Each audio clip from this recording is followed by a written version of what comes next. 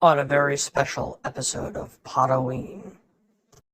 We constantly bash everybody's art, so let's bash ourselves. I'm just a turd. I really am. I am. And I'm just a turd. I really am. I am. You all painted up for a crackhead, huh? Halloween ain't till mañana.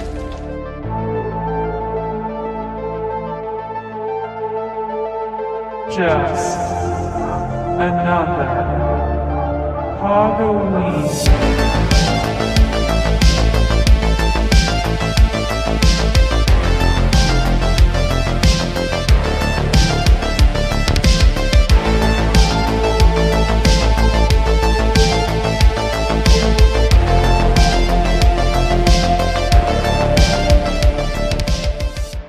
Hello and welcome to the end of PODoween. It's been a month-long Halloween extravaganza. Not really. No. We're just having fun Yeah, because we're we just love having October. yeah, we love October. And you know it's October because we're battling all of our demons. You just bashed your leg, and I'm just fighting ants. It's the end. The end times. I always get hurt, man. I mean, anyone who knows me that's listening knows that I literally choke on air, trip over nothing, and get hurt every day, every day, every day. And this perfectly leads into what today is all about. Because we normally talk trash. But today we're going to talk trash about something different. Ourselves. Yeah, Because- what total turds we are. We constantly bash everybody's art. So let's bash ourselves.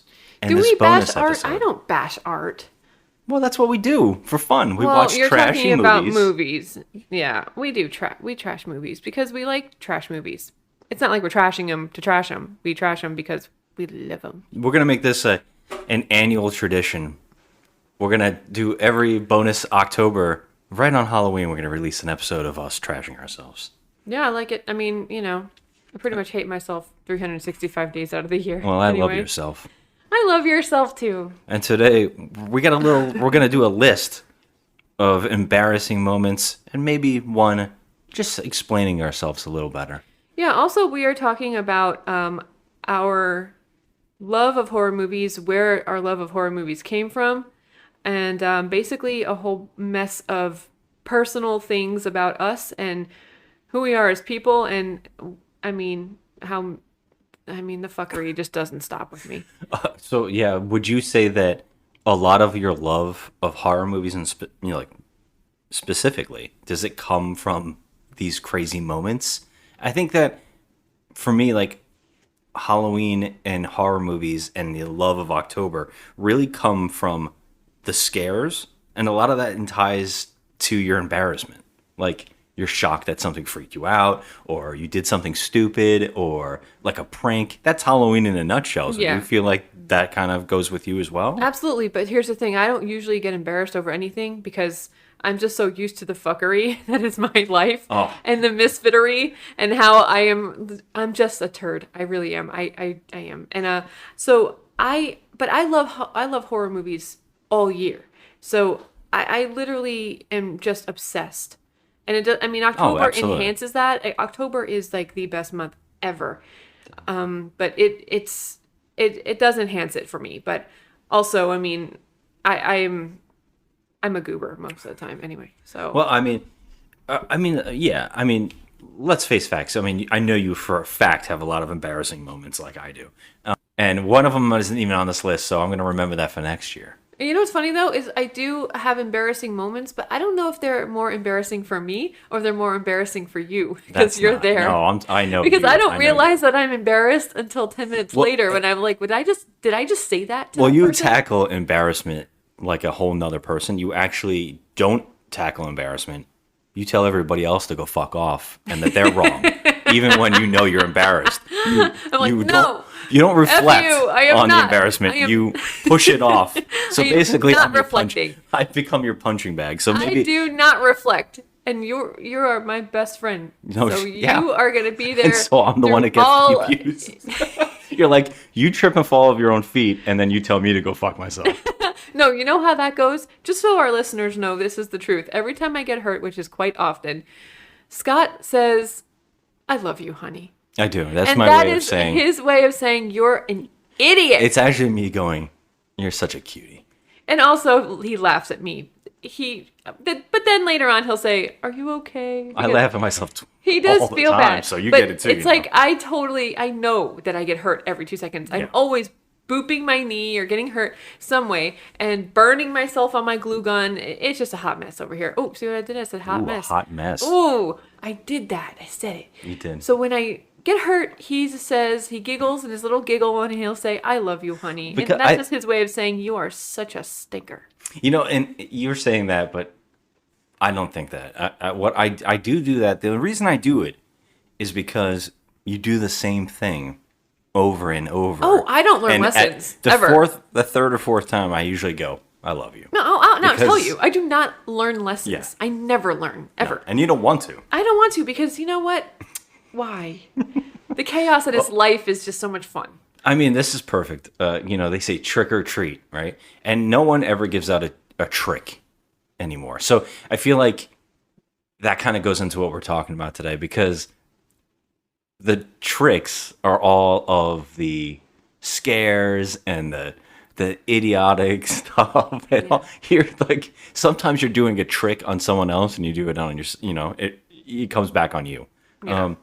We're going to do 4 things to celebrate the end of October and celebrate Halloween, which we love so much, by telling our goofy, ridiculous stories that tie into our love of horror movies.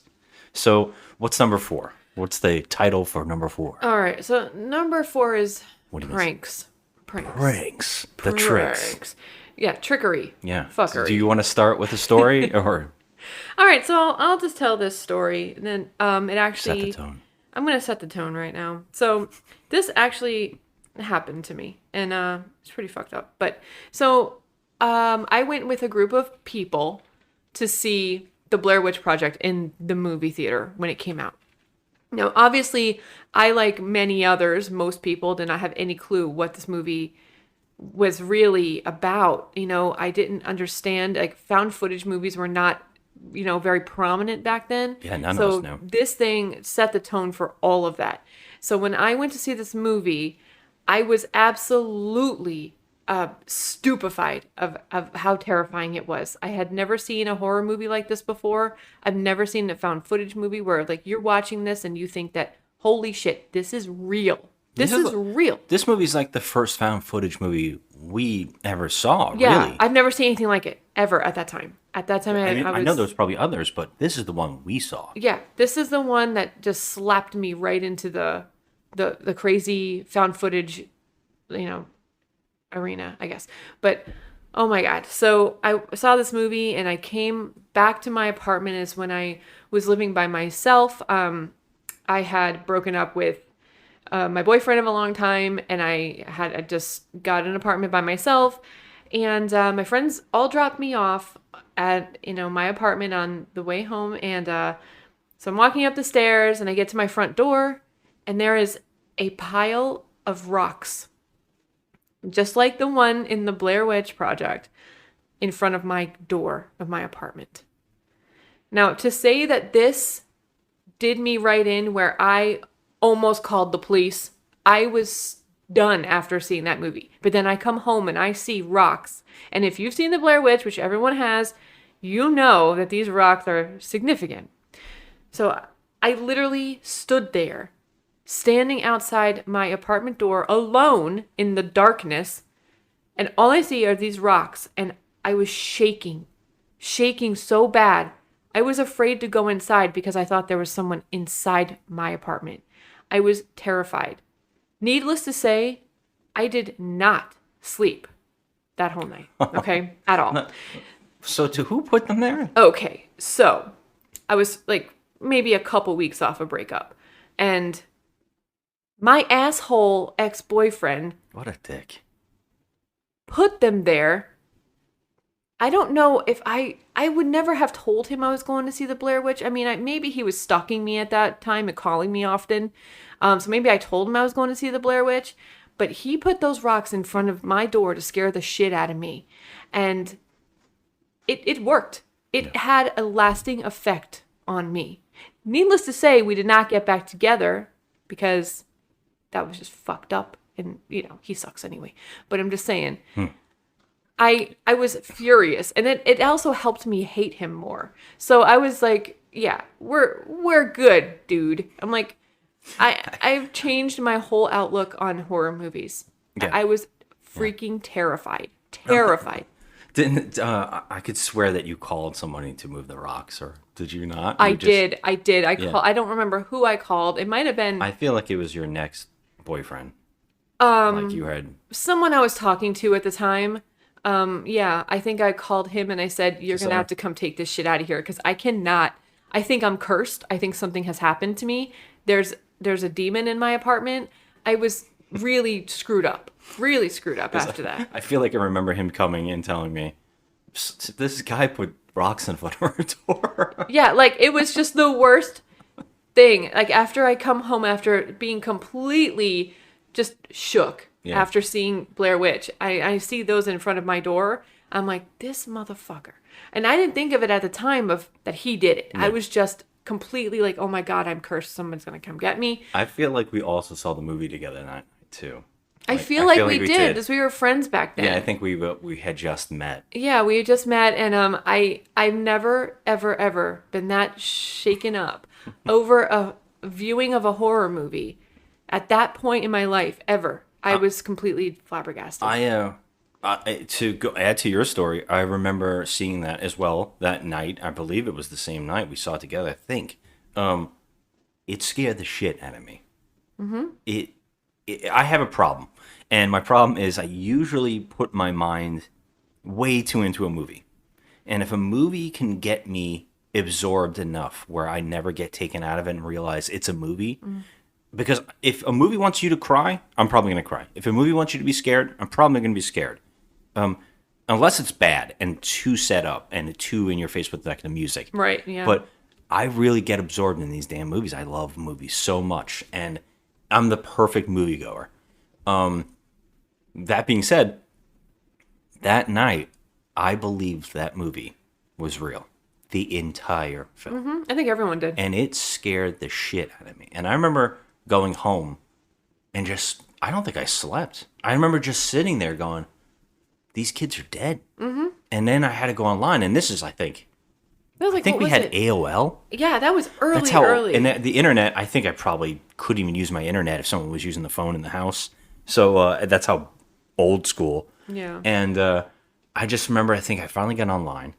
And I remember seeing, because it was a website dedicated to finding these kids. It was so great marketing. Yeah. And at the time when the internet wasn't even that big, they even had a marketing campaign that was, go help find these kids. Yeah, see, I didn't even know that at the time because I was poor. I had no computer. And, in 99, I was... And I could hardly use mine. It really sucked. If you got online, you were lucky. But I remember seeing that website, and I just kept fueling my belief. And then, I think it was the MTV Movie Awards, those 3 kids came out and gave an award. I do remember this. I remember that kind of made everybody go, wait, it was fake? Yeah, I'm like, oh my God, they're alive. Praise the Lord. Alive. Yeah. I was like, what? That, and I got to tell you, people might not understand how brilliant that is, but at the time, because movies now, they get ruined really quickly for you, which is shocking that so many of the found footage movies have worked, but they really need to hire actors who aren't actors, like unknown people, and put them in these movies and trick people. And it was brilliant. It was brilliant. Yeah. And that lead actress was so believable. Yeah, her name is Heather Donahue. She was fantastic. Amazing. I felt everything. Like she's crying in front of the camera.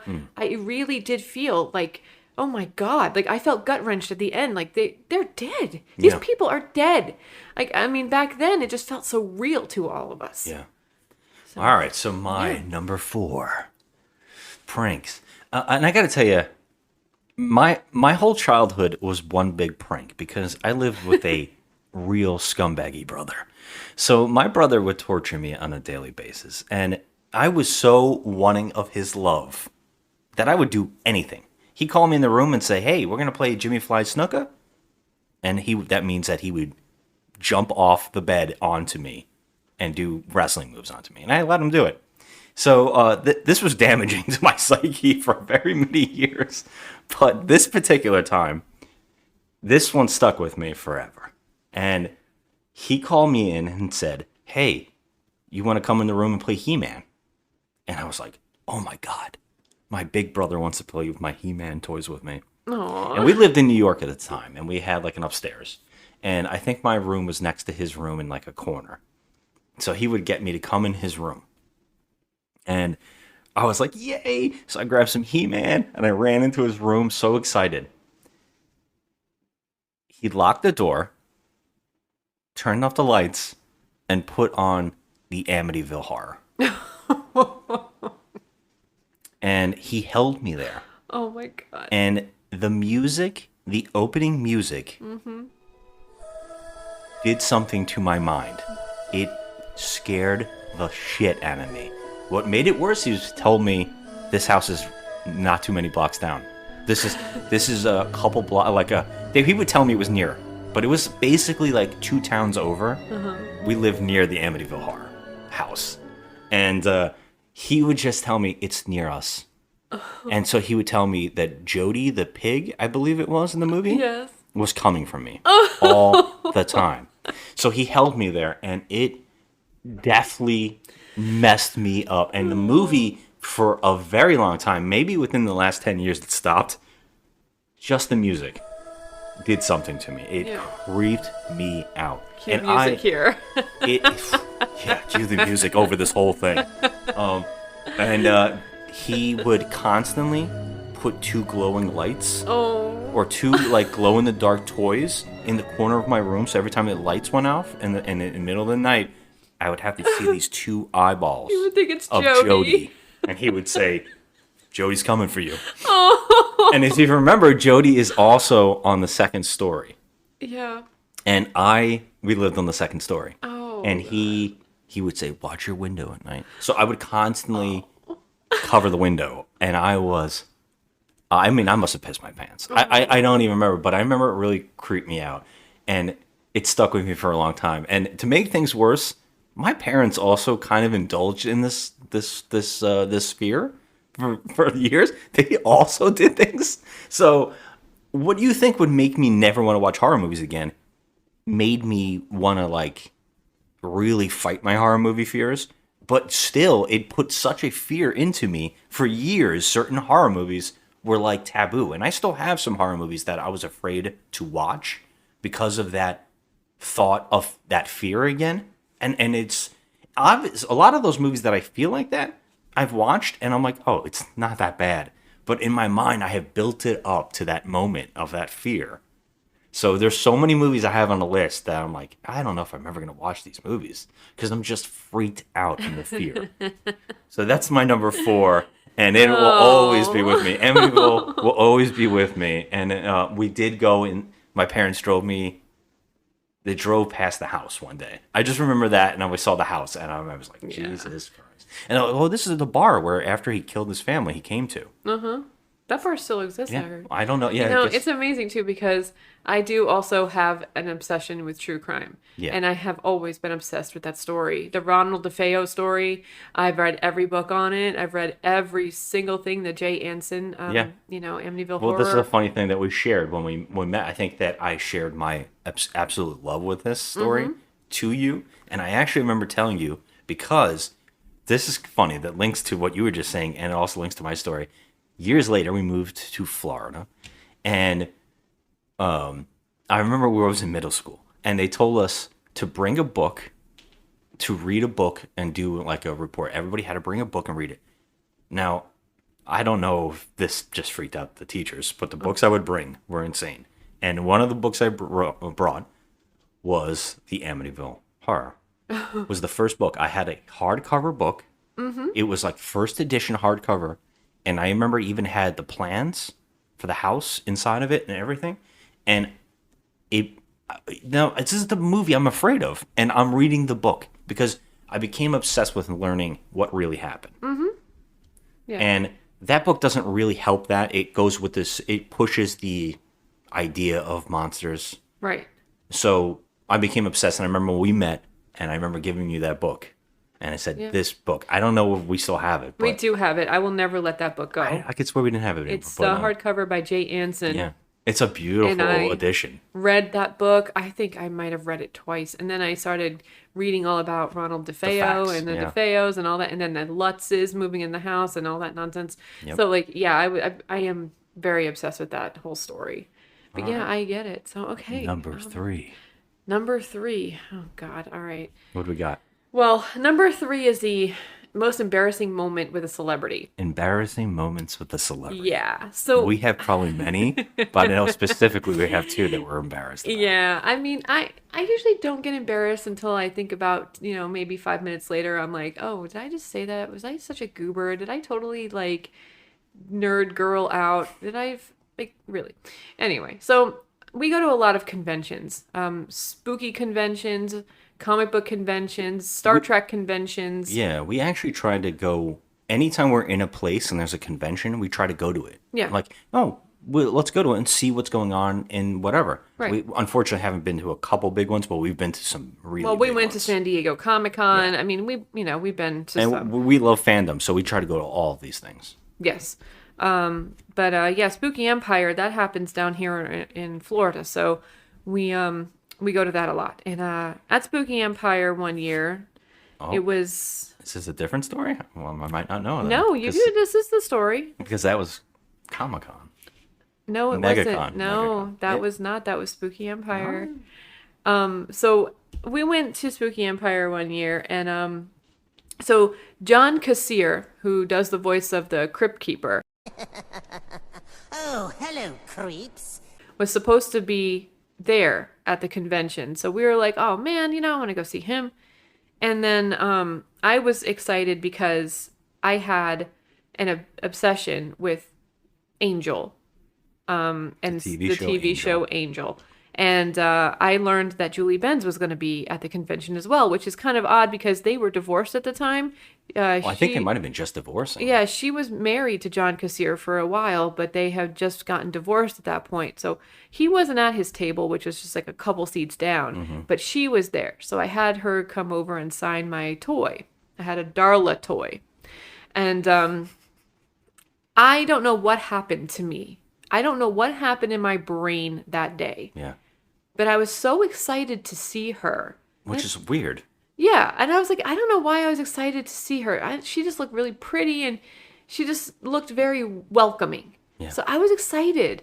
And I walked up to this woman and I just started babbling incoherently. Yeah. I don't even know what I was saying. All I could tell her was, oh my God, when you died on Angel, I was crying for the longest time and I was so sad about it and blah, blah, blah, blah, blah. I don't even know the shit that was spewing out of my mouth. I don't even remember all of it. You actually, I was with you and I was embarrassed here. Something happened to your brain. It melted. And I was confused because, she's like, we liked her on Buffy and Angel. Yeah. But she really stood out. Like, other actors on that show stood out more. And that's why I was shocked that this is the woman that you're freaking out about. Yeah, I just totally had a meltdown. Something happened. Your brain just switched off and it became butter because you didn't even speak for a couple minutes. Yeah, I didn't know what to say. And she was like, almost to the point of, are you okay? Yeah, like she looked up at me and I was just like staring at her. I didn't know what to say. I was dumbfounded. And then she said something and it just unleashed like the diarrhea out of my mouth. I believe you said something about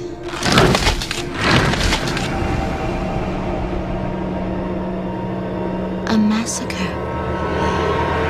I remember what it was too, because I remember I said to her, yeah, she's okay. I think she's nerding out a little too hard. All right.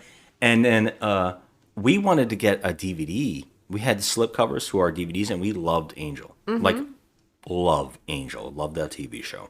And I wanted her to sign it, but it was the last year. I wanted to see if I can get everybody to sign that last year, because I thought that last year was great. And she came back in an episode or two. I think she had a little arc that she came back to finalize her character. And it was like in ghost form or flashback form a couple of times or something like that. And she actually said, oh, I wasn't really on this season, but I was like, you played a huge part. And then that's when you unleashed. and you just started babbling.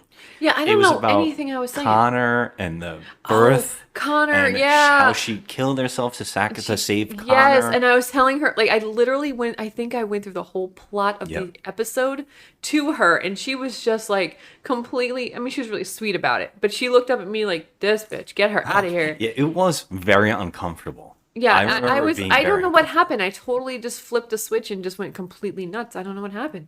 And Watching the steam come out of your head, and you just, I felt like you were going to start crying. I don't know what happened to me. You're gone. I had a moment, and so like I didn't even nerd out that crazy and hard on Linda Hamilton or Haley Atwell. Yeah, we've had so many bigger people. So many huge people. Jerry Ryan. I mean, I just lost my shit. I mean, I got to meet Elvira, for Christ's sake, and I did not. But something happened to my brain that day. I feel like at the same convention, we had just met Brad Dourif. Oh, and this we is like did. an Oscar winner. Yes, well, you know, he's the voice of Chucky. Yeah, and I mean, I was like, this guy is amazing. Well, he's in everything that Exorcist we love. 3 and One Lord Flew of Over the the Cuckoo's Rings, Nest. and- I don't even know if Lord of the Rings was. Yeah, I guess it was out. I guess it was already out. Yes, it was. We had just met him, and we were like normal. Yeah. I remember I had a whole conversation with him because this was before Seed of Chucky or all those movies, and I was like, are you coming back? There's rumors that you're coming back. And he was laughing because I don't think he knew it was out that he was coming back. Yeah. And we talked to him fine. Yeah, he and was then fine. when you met her, I don't know what happened. you just melted. I think that all of the maybe the pressures of the day and walking around meeting all the celebrities, it just when I got to her, I was kind of just like, here's the rest of the diarrhea I have in my mouth. I'm like, I was just so weird. I mean, God, I don't know. And then like years later when I saw her on Dexter, I was like, oh fuck, I don't want to see her ever again. Yeah, right? Like this is the moment I want to forget when I totally Isn't that odd? Like, freaked out and like act like a fool. And I know you look back at it and go, all the people I know. died, like a freak out. I know. I mean, the only person I would ever freak out and like probably faint if I ever met was Sigourney Weaver. So like, but I met like a ton of I've met so celebrity. many I met huge William people. fucking Shatner and Leonard Nimoy. I have met every single Star Trek person, and which means a lot to me. Yeah. And I never freaked out ever like that. But I just had such a moment in my head. I think I just snapped. Like I went bonkers.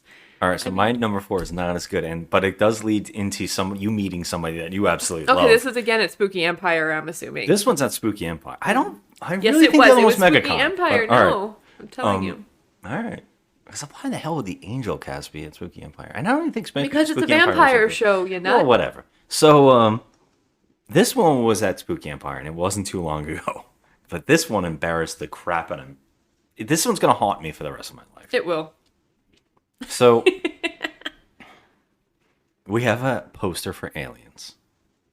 And we wanted to be signed by everybody. We met Lance Henriksen. And he, like, literally was was amazing. But Aliens is my favorite movie of all time, side note. It's without a doubt one of the most incredible movies ever made. I don't care what anybody says.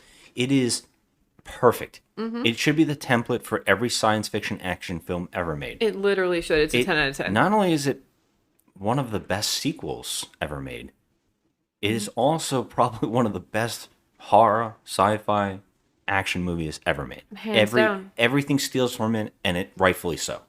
With the ultimate final girl. And yes, the ultimate final girl. Fucking Ripley. So we met him, and we got a chance to go meet Michael Biehn, who is a legend to me. Like Michael an Bihn's icon. a legend. He's in Terminator, and he is in Aliens, and so many other movies, Tombstone. But those 2 movies are so important to me. I love them so much. But here's the problem with Scott. I don't like taking pictures. I'm not a big fan of looking at myself. So when Joe wants to go get photos with people, Oh, I was all I up on usually him. get away from the photo. I don't want to be in them, and I've had embarrassing moments in photos many times. There's been a couple in particular that were very uncomfortable for me, and I did not like being in them. And I don't even like it. I'm not even a big fan of paying to meet these people. We're fans. We've been paying forever to see their movies, to do all this stuff. I'm not a big fan, but I really like enjoying getting, a movie that I love or is really important and just like getting all of the signatures. So to meet Michael Biehn was, oh my God, this is amazing, you know? And I had so many things I wanted to say to this guy, but I wanted Joe, who is more in nerddom, freaking out. Oh, I was losing my shit. To go and have the meeting with this person. So we walked up, and Joe is gushing and loving and just talking about aliens, and he was talking about aliens back. It was very cool. And he, you said, can we also take a photo? And he said, of course. He's very so he accommodating. got up and came around to the signature table to take a photo with you. And he had a handler with him who was going to take the photo for them. Usually the handlers like taking the photos because the actors want to get the right lighting and all that. A lot of people are like, I don't want to look like crap in these photos. Right, yeah. So get a professional guy to kind of do it for me. So, okay. So I started moving to the side of the guy, the handler. The handler says, do you want to get in the photo? And I say, no, I'm not a fan. Why I said this is beyond me.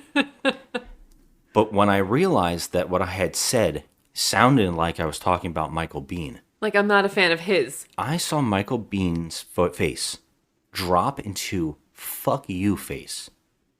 And I felt terrible. And it just dawned on me as we were leaving and saying thank you. And now I'm sitting here thinking, I just shit on this guy. And I didn't even mean to. It's just a poor choice of words. Why did I say these words? You should have just said, oh, no, I don't like taking pictures. Or, no, thanks, just her. Or, no, and I was trying to say, no, I'm not a fan of photos. Right, but it just came out wrong. But it just came out like, I'm not a fan. Like, I'm not a fan of yours. And then kind of like that record skip. Yeah. And then me realizing that sounded awful. And then we walked away. And the whole time I was like, oh my God.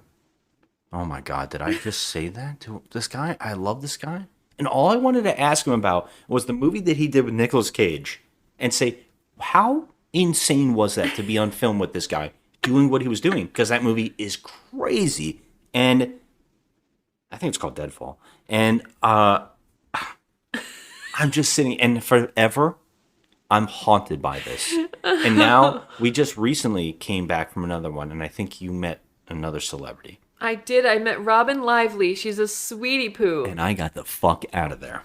Yep. I did not want anybody to ask me a question. Yep. You scooched over to the side. I was scared to death to say something but stupid. But her assistant or whatever took the picture, so yeah, it worked out. But yeah, that's pretty messed up. So let's move on from this one and not talk about that ever again, okay? It'll haunt me forever. It was gonna haunt me. Yes, it's gonna haunt you forever. That's worse than my Julie Benz without a doubt. Flip out. Without a doubt. Say we take off, nuke the site from orbit. It's the only way to be sure. But anyway, all right. What are we on? Number 2? Yep. Okay. This is number 2 is movies that we weren't supposed to watch when we were younger. Yeah, people warned us about. Yeah, don't watch this movie. You won't be right in the head. And or something that somebody told you, like a parent. Yeah. I don't know what story you have, but something tells you like, hey, don't do this thing. It's going to scare you. It's going to mess you up. And you just couldn't help yourself. Well, yes, this is still haunting to me as an adult. Set the stage. All right, so I'll set the stage. Okay. Well, I didn't really watch a whole lot of horror movies when I was a kid because we didn't have, HBO or Cinemax or any of those. We didn't have a lot of money, so we never had any cable. We just had Channel 4, Channel 7. That's it. So whatever was really on the TV was what I would watch, or renting videos, VHS tapes. Yes, I'm that old. And so oh, we could talk about that. So yeah, so I heard about this movie that had a lot that was, about kids. It was about kids, So, it should be okay. It should be all right. I now know where we're going with this. It's like, oh, there's kids in it. We're good. I can watch it. Ma, can I rent this video, please, at the video store? Oh, it's called Children of the Corn. Oh, what's that about? I don't know, Mom, but there's kids. It's all kids. Okay. All right. My mom never asked any questions. She was very just, okay, whatever you want. So, yeah, there it is. Children of the Corn. To this day, first of all, let me just say that I never expected that, okay? But people I knew at the time, other kids have seen it, but they didn't elaborate on what it really was. And as a young person watching this movie, I didn't really know, like, the devil and demons, and satanic rituals and all. That was not, I was still playing with Nintendo, and that was me as a kid. I was playing video games and running around with my friends, and that I never really knew anything about horror movies. So when I watched this movie, not only was I completely wrecked mentally, okay? Because the motherfucking kid who plays Malachi, and I'm sorry, what is his name? Courtney Gaines, something like that. So yeah, I'm sorry, but at the time, he scared the piss out of me. I was terrified, but not even more so was I terrified of him. I was terrified of the little fucker that played Isaac. Okay, just evil looking shits. I couldn't take it. No, you dare not blaspheme! He will punish you! The jaws of hell will devour you! All of you! And the kids, the way they dressed, were in that, old farmers, farmers plaid dresses and Mormon looking, that kind of thing. And all I can remember is the corn stalks, the filthy, disgusting corn stalks. And ever since I've seen that movie, when I was a kid, I am terrified of cornfields, okay? To say I'm terrified of cornfields is an understatement, okay? Terrified. I hate it. I feel like there's some satanic temple inside there. There's people in there waiting to murder you. And this has spawned several other movies. There's several Children of the Corn movies, yes. But then later on in life, when I'd seen movies that took place in cornfields, we've seen many. There's always a devil inside. There's a demon. There's a monster. There's something in there. I cannot go anywhere near a cornfield. And when we did our massive anniversary road trip, and we were driving for about, I don't know, it felt like 15, 16 miles through this one stretch of road that was just cornfields all around, I literally was having the worst panic attack of my life. My insides were shaking. I was like, please, dear God, if we get a freaking flat tire right here, I'm going to die, okay? I will not make it out of this because I will die. I will have a heart attack and die. I do not like corn, like the cornfields. I just can't do it because of that movie. I thought you were going to will our tire to pop. Just will it into existence. I mean, I really thought I seriously, you saw me. I was not right in the head. I could not get through. Like, I was closing my eyes through that drive, through most of it, because I just couldn't look at the cornfields. And I want to thank you, Children of the Corn, for doing that to me. And also, being afraid of movies that have murderous kids. Because that movie has done something to my soul. That movie. And I did watch it recently again as an adult by myself to see if I can overcome this fear. We did it once together as well. Yeah, and I did it by myself recently. And I will say it is, yes, creepy as fuck. But it doesn't do the same thing that it did to me when I was a kid. No, I remember when we watched it together and we kept saying, this was scary? Like, this was bad. I just remember finding it very cheesy. Yeah, now as an adult, but back then, when I was just a little itty bitty, little turd. Without a doubt, yeah. I had never seen anything like that at that point, and I was terrified, and that has set the tone for my whole adult life, where I can't stand cornfields. I can't do it. I won't do it. Yeah. So if there's like a haunted trail or a haunted, whatever, for Halloween, I will not go if there's any sort of corn involved. That's it. That's fine. So there you have it. Children of the Corn. Fuck you. All right, my number 2 on this one, okay, back in New York again. My parents, I remember my parents. I don't know if my aunt and uncle were over or whatever was going on. It's weird, and this is one of those moments where I was young, so it blurs the line of how real everything is. But what I remember was them telling me to go and play in the backyard. and go play. The adults are gonna watch a movie, and you can't watch it, right? And in hindsight, it sounds like porn. It does. I was just gonna say that. They were like, "Oh, we're gonna watch a movie, and you can't see it; it'll scare you," something like that. And what does a kid do? You when you hear something like that, you can't. No, That means you're you obviously you going gonna, to. I'm gonna yeah, do you it. have to. And you think I would have learned my lesson with the Amityville horror stuff, but no. So what I remember was we had these.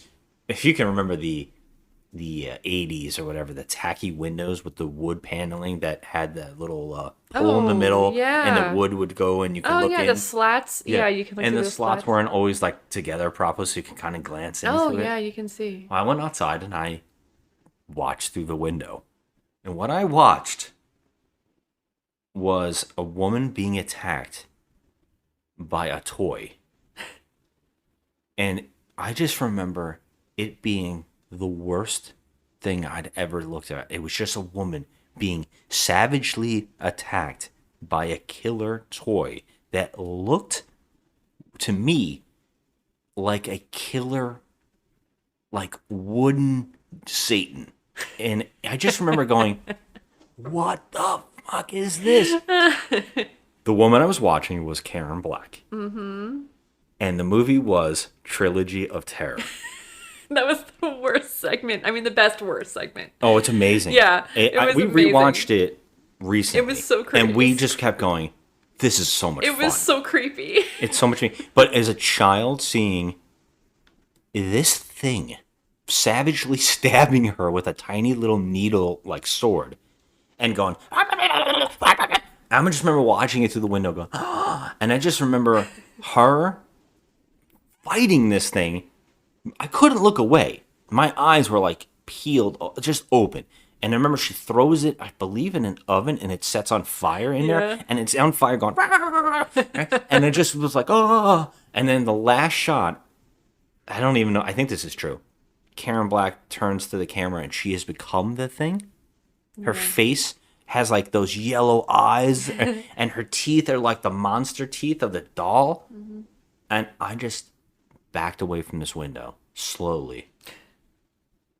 Probably scarred for life. And I remember just thinking, I had just witnessed something real that happened. Like, my mind didn't even compute that it was a movie they were watching. Like, they were watching an actual news report. I don't know what my mind thought it was, but good Lord, did it freak me the hell out. And I can't, it's one of those things when you look at like a log and you automatically go, Trilogy of Terror. Yeah, and it's weird that you actually started watching it through the window slats at that moment, because that's the last segment. Yeah, I must have like snuck out. I must have took me a while to get there, and then I must have just started watching. Yeah, you probably went outside to play, and you were like, "Oh, they're watching a movie. What are they watching?" Or someone gave me food, and it like Yeah. preoccupied me for a while. I don't really recall everything. I just remember watching the end of Trilogy of Terror through the window. Yeah, that one's creepy. That was the best segment of all of them. I mean, It was creepy. He looked like a burnt, hairy piece of doo-doo with teeth. Wild. It is so wild to look at him. And when you see him as a child, And he's like, he just won't stop doing that. And he won't stop attacking her. And Karen Black kicking ass in that film. Oh, Just she's awesome. kicking ass Yeah, in that Karen film. Black is awesome. Yeah, that's my you shouldn't have watched this, you dummy, like movie.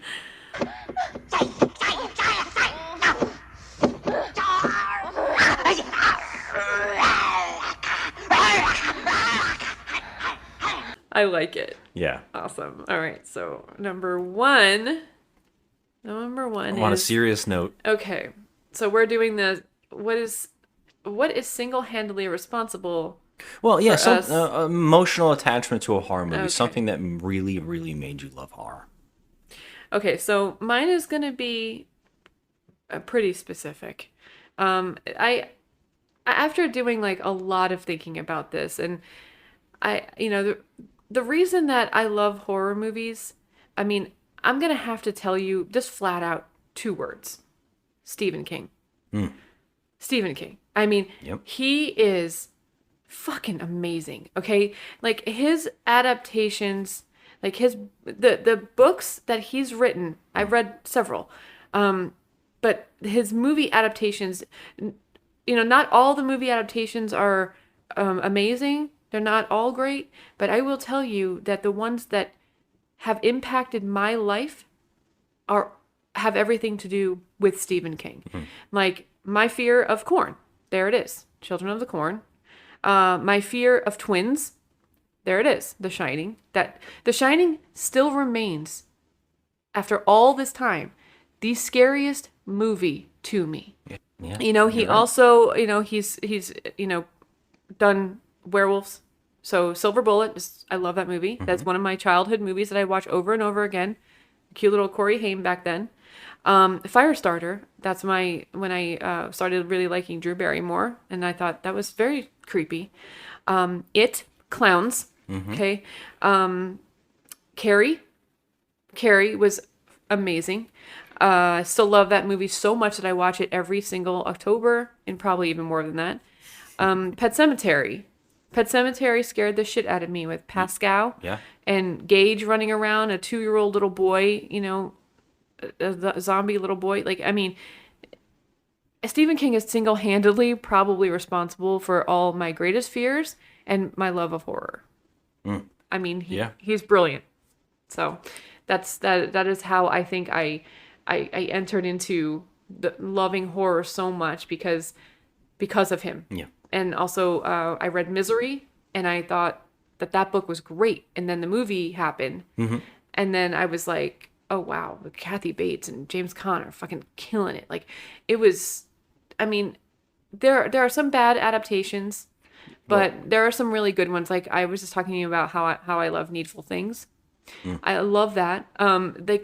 There are some not so great ones, but overall, Stephen King would be single-handedly responsible for my greatest fears and my love of horror. Do you think that you found Stephen King on book first and then went to the movies? Yes, I did. Or do you feel like the movies first? No, the first one that I've ever read from Stephen King was Pet Sematary, and it absolutely destroyed me. Interesting. I was freaked out. Yeah.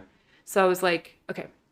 Yeah, I was so interested in everything about him and everything. And then Stanley Kubrick brought us The Shining, and I think that movie just did something to my soul. Like it is forever ever going to be one of the best horror movies I have ever seen in my life. That and The Exorcist. So I mean, you can't do better than those two movies. They're pieces of art. They're like, I mean, 10 out of 10. Both. Well, to add to your point, I also gravitated to Stephen King early. I think, in all honesty, if you ask anybody around our age, Stephen King was probably very important.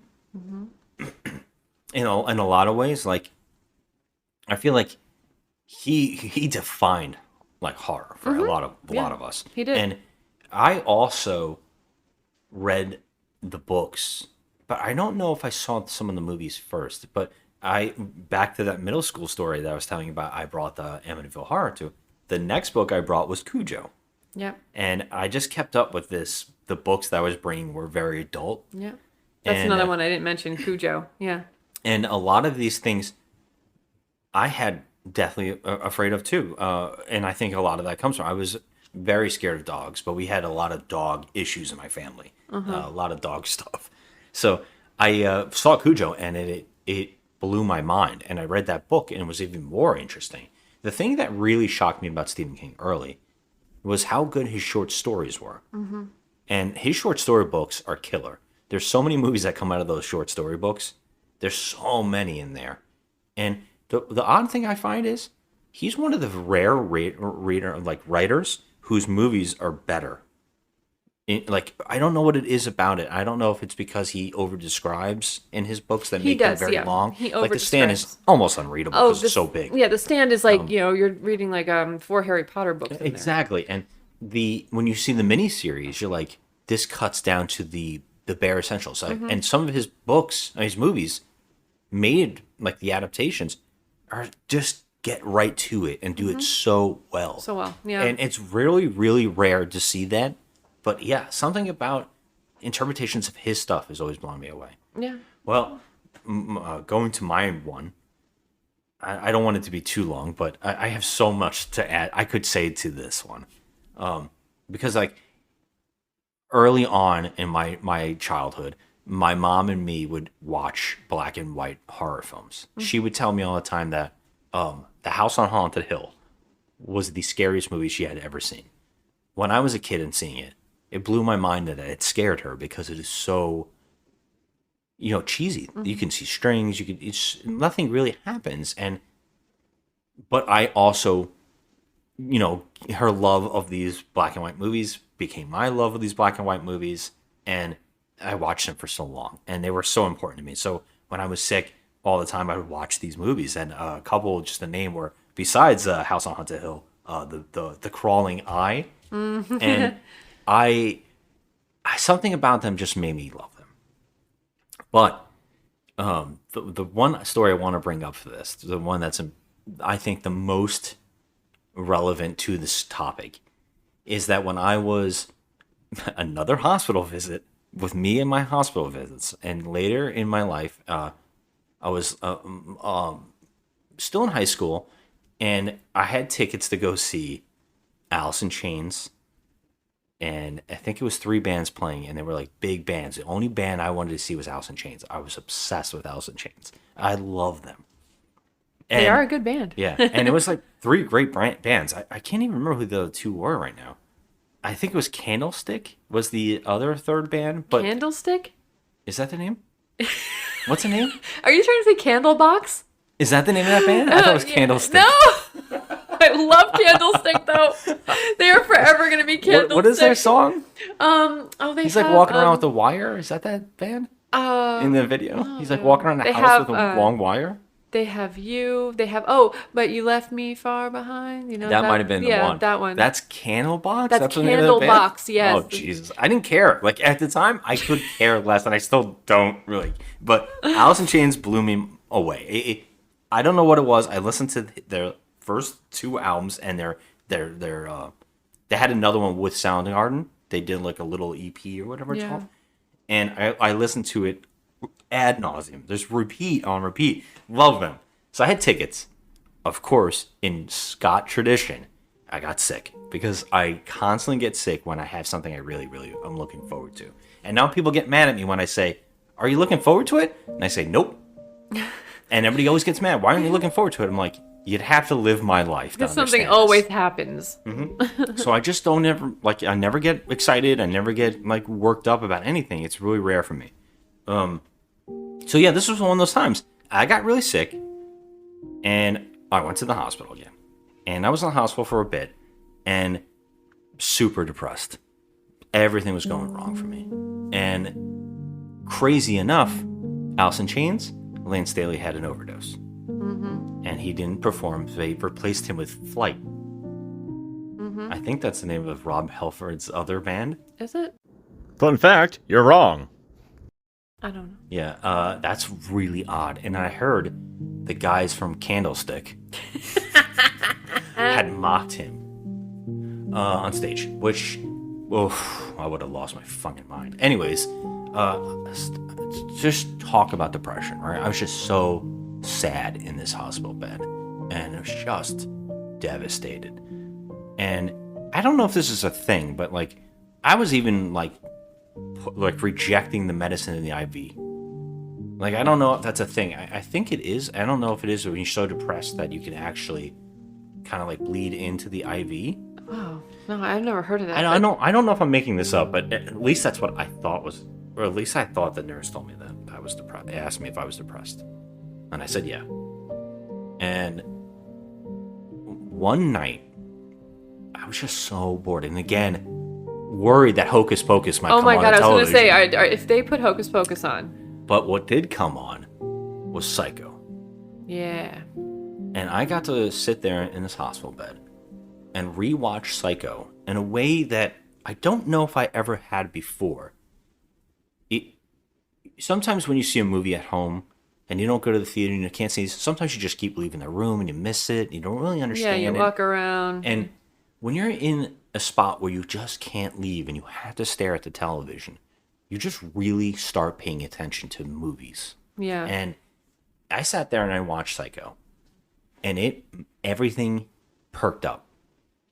The movie is just so incredible. Mm-hmm. And the directing is so phenomenal. Hitchcock is a master. What can you give away any secrets of your theory of scaring people? The Psycho shower scene made many women afraid to take a shower in a house where they were alone for years, some to this day. Well, I had a letter from a man who said that my daughter, after she saw the French film Diabolique, would never take a tub anymore because they had a scene with a man coming out of a tub and taking his eyes out, some horror scene. Yeah. He said, and after seeing that, she'd never take a tub. Now, having seen Psycho, she won't take a shower. Mm-hmm. As a result, she's very unpleasant to be around. So I replied, I said, dear sir, send her to the dry cleaners.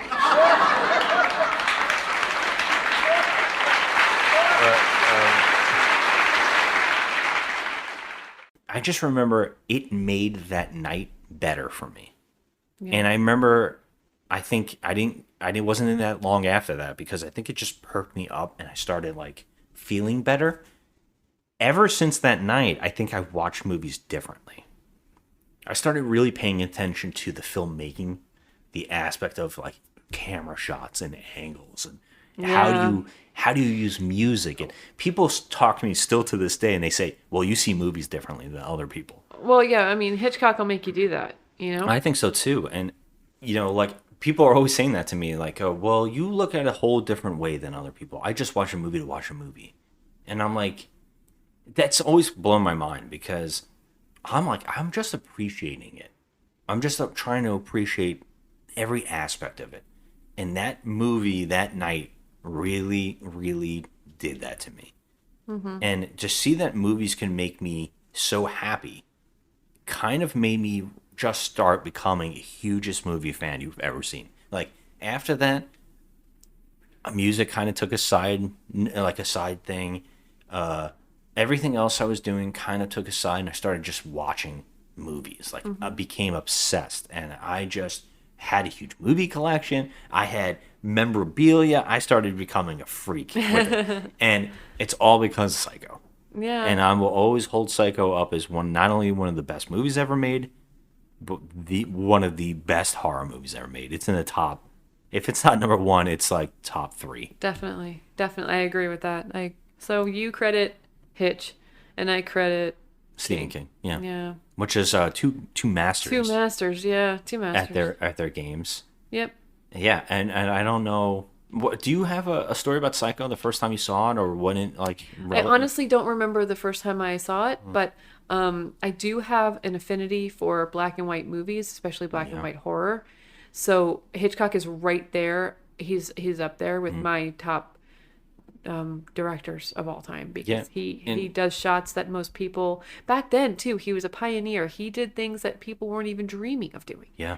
And so he's up there. The argument has always been the first slasher movie, and they're saying like they're arguing like what's the first slasher, and you know a lot of people say some strange ones, but you know Psycho came out, and I think Peeping Tom and Psycho came out at the same time. Yeah. In 2 different places, and really were a big part of that. Like, and I think they deserve the credit that they get. 1960, yeah. Yeah, they really. Yes, is it 60? 1960 for Hitch. And what's amazing is he didn't have to do black and white. He could have won color, which everybody else was. Yeah. But he was like, "Hey, I can make this movie cheap." But it was brilliantly filmed in black and white. I mean, why would you want to make it in color? It wouldn't have had the same effect, I don't think. He's like, "Don't give me. I don't want fake blood. It's too expensive. Give me some Hershey syrup." Yep. And he just chocolate syrup he was spraying. Yeah.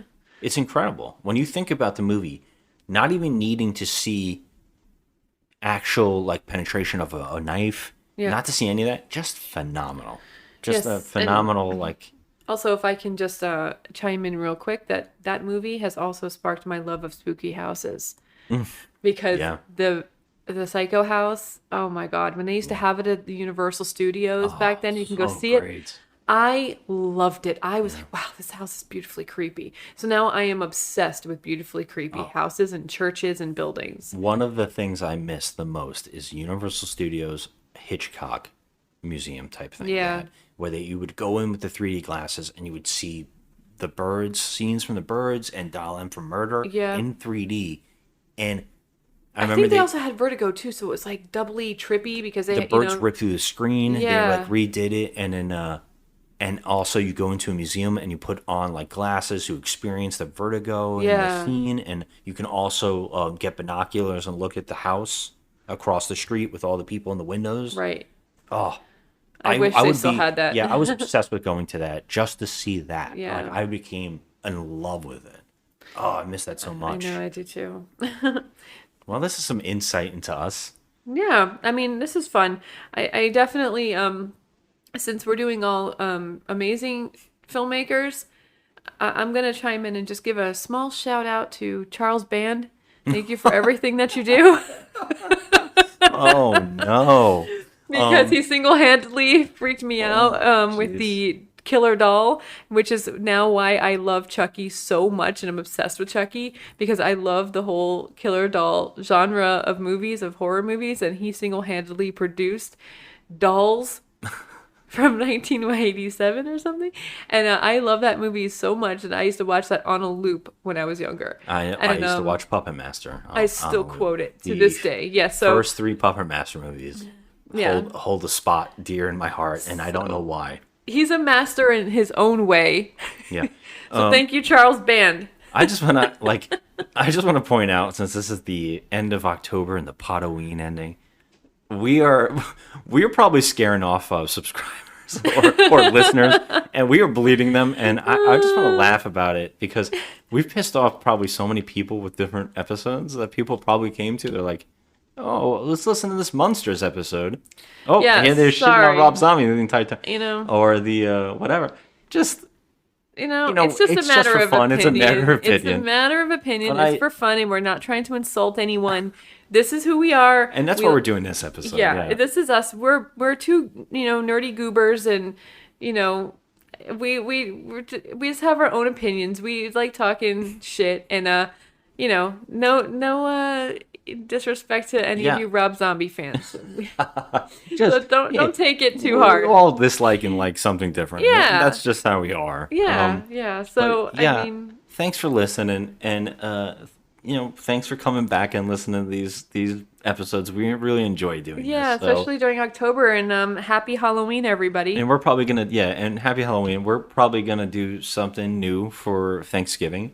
Yep, for just the month like of we November. did with PODoween, it'll change up to something else, which is going to be our appreciation probably of bad movies that we love. So I hope you join us, and thanks for always for listening. Have a good one. And then maybe some say your life was sad, but you lived it anyway.